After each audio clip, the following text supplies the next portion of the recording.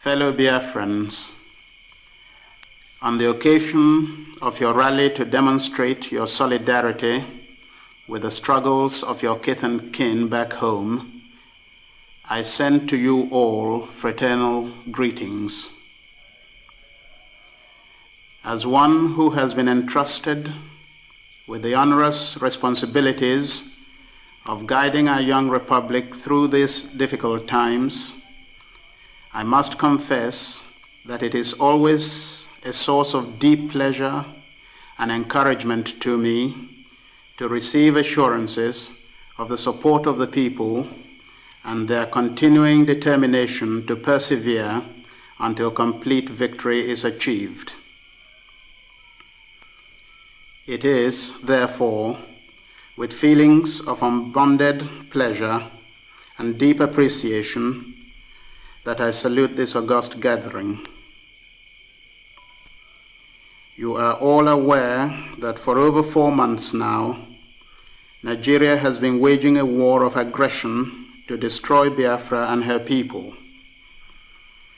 This invasion by Nigerian hordes was mounted because the people of the former eastern region of Nigeria were forced on May the 30th, 1967, to declare themselves the independent state of Biafra in order to assure the security of their lives and property.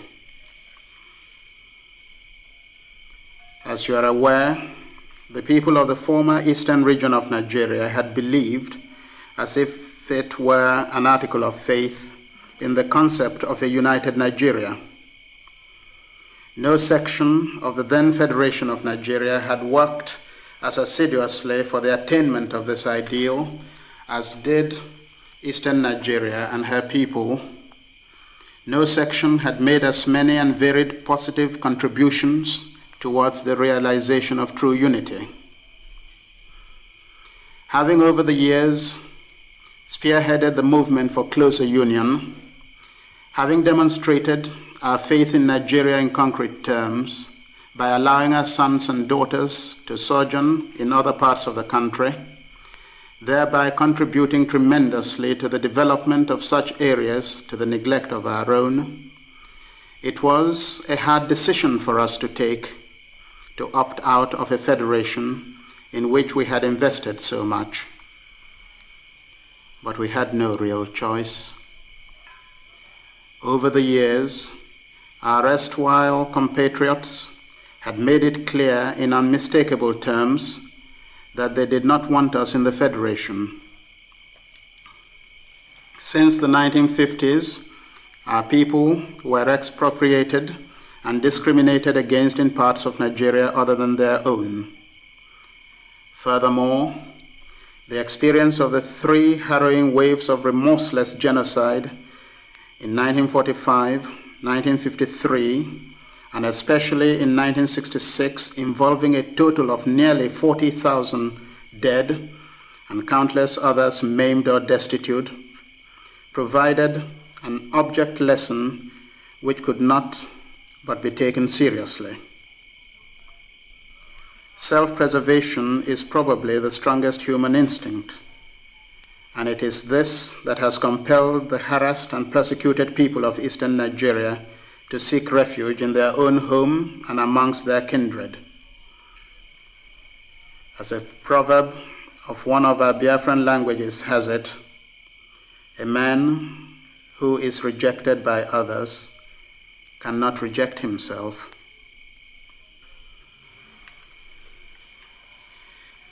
The inordinate ambition of the Hausa Fulani oligarchy to continue to dominate the whole of what was formerly the Federation of Nigeria, the unrealistic desire to acquire the wealth and resources of Biafra while rejecting their people, the mad and homicidal desire to exterminate from the face of the earth 14 million Biafrans, drove Gawan and his clique towards unleashing a costly war to attain the unattainable, the subjugation of this young but promising republic.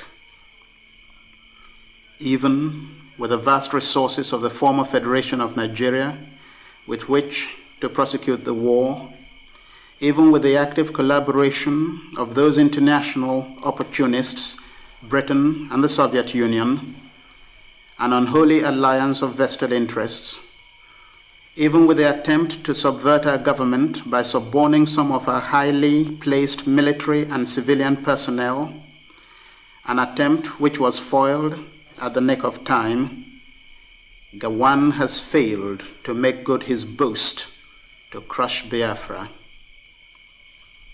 A campaign which he bragged would only take 48 hours to accomplish has now dragged on for almost 5 months and will drag on for as long as it takes Gawan and his clique, both Nigerian and others, to realize that nothing can shake the will or crush the spirit of a determined people. If Gawan's military campaign has achieved anything, it is only a confirmation of the fact that Biafrans have nothing to expect but destruction from the hands of their erstwhile Nigerian compatriots. In the few border towns which fell into the hands of the Nigerian forces, Biafrans were pillaged and what could not be stolen was destroyed, while the men were shot and tortured and the women defiled. Even foreign correspondents have testified to the massive killings of people of Biafran origin and a particular ethnic grouping in the Republic of Benin when that young republic fell into the hands of the Nigerians as a result of treachery. Instead of accepting the fact and the truth which they know, that they forced the people of the former eastern region out of the Federation, the Nigerian aggressors have been attempting to dupe the world by claiming that we seceded in order to keep our oil wealth to ourselves. You all know that in spite of our oil and other resources, the former Eastern Nigerians were always the greatest advocates of unity. General Ironsi, himself an Easterner, was murdered by the northern Nigerians because of his determination to unify the country. For a people who have made such great sacrifices and abandoned their most valuable investments in Nigeria in quest for safety, this is the unkindest thing to say. No, it is the Nigerian leaders themselves who are in fact guilty of what they accuse us of, and have shown beyond doubt that they are only interested in having our resources and not our people. Our detractors have also attempted to confuse African and indeed world opinion by propagating the despicable falsehood that our independence will be a precedent for separation in other African states. They have not bothered to ask themselves, for instance, what was the precedent for the alleged Biafran secession? The truth is that one secession does not necessarily lead to another. Throughout history, there has been a long list of empires that broke up into nations and federations which split into sovereign states. The Union of Great Britain and Ireland, the federations of Mali, Malaysia, West Indies, and Central Africa are recent examples of this. The disintegration occurred on account of unique local factors or to grave linguistic and religious differences. Biafra, however, remains a lesson to all countries of what could happen if they were to unleash a pogrom against a section of their own community. Amongst other spurious arguments trumped up by the Lagos clique is another that Nigeria is a single, interdependent economic unit and that its disintegration would disrupt established market trends and leave the separate economies so much poorer. It is true that as between the regions of the former Nigerian Federation, the economic pattern was one of interdependence, but this is equally true of all world economies which are complementary. But this should not make us to try and force unworkable political units on an unwilling people merely to create a large market. It is enough for both states to enter into trade and technical agreements. With more efficient planning, these separate units could even be made economically more prosperous. This also disproves the argument that Nigeria would not be viable without Biafra. Perhaps Nigeria may be poorer for it, and it should have occurred to its leaders to be more tolerant of people who they now admit constituted their wealth. But the rest of Nigeria has enough potentiality to remain a great and united African state, if only its leaders would show realism and imagination in harnessing their vast potential resources. The Nigerian leaders demonstrated their scorn for African opinion, which they are now trying desperately to cultivate by refusing to accept our calls for a peaceful resolution of our conflict through the good offices of many African states. Even when they had reluctantly agreed to the Organization for African Unity's desire to mediate, they are taking steps to frustrate their efforts.